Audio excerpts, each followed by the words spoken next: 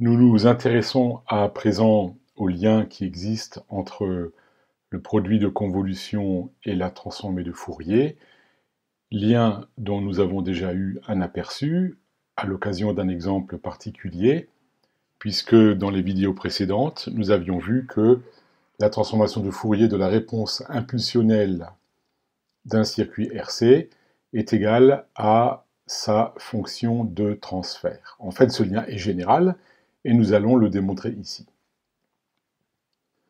Nous allons considérer deux signaux X et Y qui appartiennent à L2, et nous allons en calculer d'abord le produit de convolution, et ensuite la transformée de Fourier de ce produit de convolution. Alors, cette transformée de Fourier du produit de convolution se traduit par une double intégrale, une intégrale extérieure par rapport à t qui correspond à l'intégrale de Fourier, c'est-à-dire à la projection du signal sur les exponentielles complexes. Et le signal projeté, c'est le produit de convolution qui correspond donc à cette intégrale intérieure par rapport à tau. Tau et t sont deux variables temporelles. Il faut bien comprendre que le produit de convolution dépend de t, mais t est un paramètre, et l'intégration se fait par rapport à tau. Donc, les exponentielles moins j de pi ft, c'est une constante par rapport à l'intégrale de convolution, donc on peut la faire rentrer dans la première somme intérieure, qui est ici marquée par les crochets. Et l'exponentielle de moins j de pi ft, qui est une constante par rapport à tau, la variable d'intégration, a été incorporée dans cette intégrale intérieure. Ensuite, on pose u égale t moins tau, qui est un changement de variable qu'on connaît bien. Il faut bien comprendre que pour ce qui est de l'intégration par rapport à t, tau est ici résolu par le produit de convolution, ça veut dire que du est égal à dt. En d'autres termes, quand on utilise le changement de variable, on obtient pour l'intégrale intérieure x de tau fois y de u exponentielle de moins j de pi f facteur de u plus tau qu'on développe, et l'exponentielle de la somme devient produit des exponentielles. Ensuite, il y a un d tau qui manque là pour l'instant dans la ligne d'équation. J'ai oublié un d tau que je vais rétablir tout à l'heure. Et ensuite, dt pour l'intégrale extérieure qui est devenue un du par le changement de variable. Ensuite, on peut affecter l'exponentielle de moins j de pi f tau à x de tau, et le d tau aussi, puisque u et tau sont des variables indépendantes. L'une est relative à l'intégrale de Fourier, tandis que l'autre est relative à l'intégrale de convolution. Voilà le d tau qui a été rétabli là où il manquait. L'intégrale intérieure devient donc somme de x de tau exponentielle de moins j de pi f tau d tau. Et ensuite, dans l'intégrale extérieure, on réaffecte à du y de u que multiplie exponentielle de moins j de pi fu du.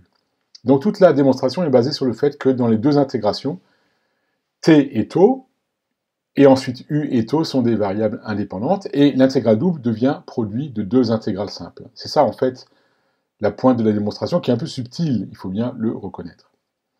Si je réécris cette dernière ligne, où il y a un produit de deux intégrales simples, on peut constater que finalement la TF du produit de convolution est égale à la TF de x de t que multiplie au sens du produit usuel la TF de y. C'est-à-dire que la transformation de Fourier d'un produit de convolution devient le produit simple ou direct des transformées de Fourier.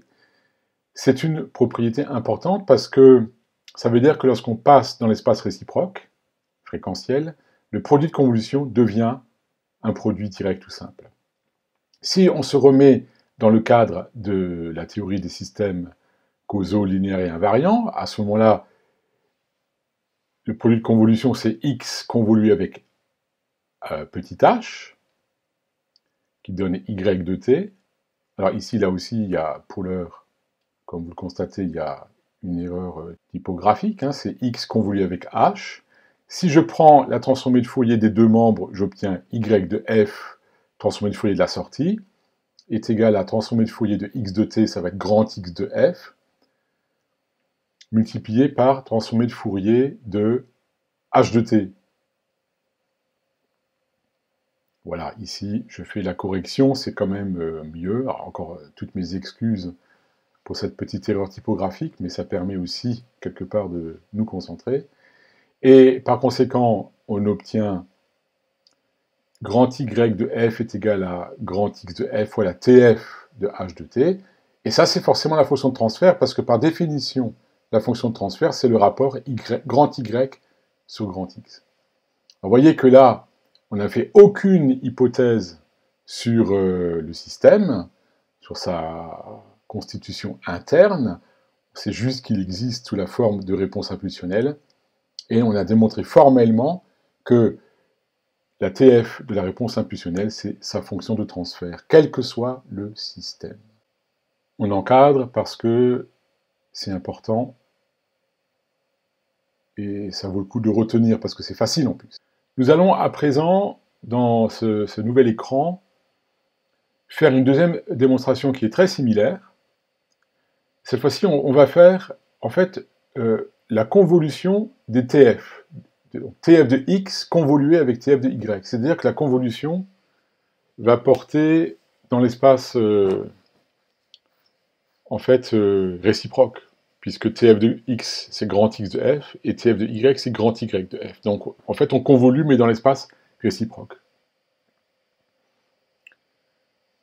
Et on va écrire que ça, c'est une intégrale de convolution, mais par rapport à une valeur fréquentielle. Donc j'écris que ça fait somme de x de nu fois grand Y de f moins nu du. Ensuite, j'explicite grand X de nu, projection du signal x avec comme paramètre nu, et non plus f, puisque c'est grand X de nu. Et ensuite, pour la grand Y de f moins nu, c'est l'intégrale de Fourier, mais où le paramètre c'est pas f, c'est f moins nu. Et bien sûr, fois dt. Donc, en fait, on a une intégrale extérieure qui correspond à un produit de convolution, et on a deux intégrales intérieures qui sont cette fois-ci deux intégrales de Fourier. Et là, on va peut-être admettre un petit peu le résultat final, parce que l'idée, c'est que lorsqu'on développe le produit des deux intégrales par rapport à t, les deux intégrales intérieures, quand on fait un produit de somme, on a tous les termes croisés. A plus b fois c plus d, ça fait ac plus bc, etc. Les termes croisés. Or, quand on développe ce produit de somme, en fait, il y a des tas d'exponentielles qui sont orthogonales 2 à 2, sauf quand nu est égal à f. Alors pour aller vite, pour faire simple, le produit des deux intégrales intérieures se réduit à pas grand-chose, finalement, exponentielle de moins j de pi f fois t, puisque le seul cas de figure où le produit est non nul, c'est lorsque nu est égal à f. Et vous voyez que finalement, on obtient la TF de x de t fois y de t.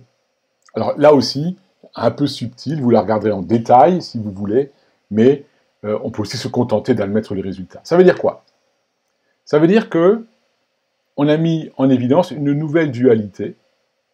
On a mis en évidence une dualité entre le produit de convolution et le produit simple ou direct ou usuel, qu'on connaît bien, puisque, si on récapitule, la TF de x convolue avec y, c'est TF de x multiplié au sens usuel par TF de y, et la TF de x multipliée au sens usuel de y est égale à TF de x convoluée avec la TF de y.